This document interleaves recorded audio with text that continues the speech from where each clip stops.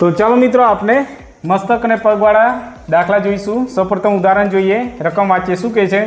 એક ખેતરમાં થોડી હરણ અને થોડી મોર છે અને તેમના પગની સંખ્યા 44 છે અને માથાની સંખ્યા 29 વધારે છે, તો મોરની સંખ્યા કેટલી હશે? જો મિત્રો અહીંયા શું કીધું છે? માથાની સંખ્યા 29 વધારે છે।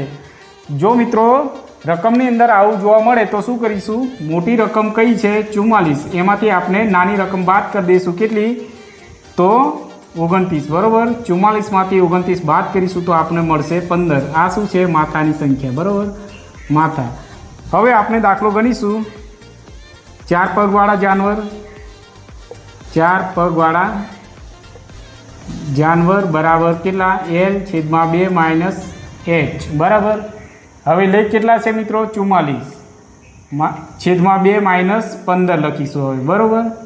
ચાલો 22 નું 44 એટલે 22 - 15, બરાબર। તો કેટલા રહેશે અહીંયા મિત્રો? 22માંથી 15 બાદ કરીશું તો 7। 7 એ શું છે?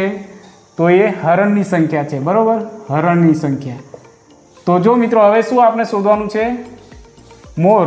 તો કુલ માથા કેટલા છે? 15, બરાબર। કુલ માથા 15, એમાંથી આપણે બાદ કરીશું 15 - 7, બરાબર। તો કેટલા રહેશે? 8। 8 એ શું છે? તો એ મોરની સંખ્યા છે, બરાબર। એ આપણો ફાઇનલ જવાબ।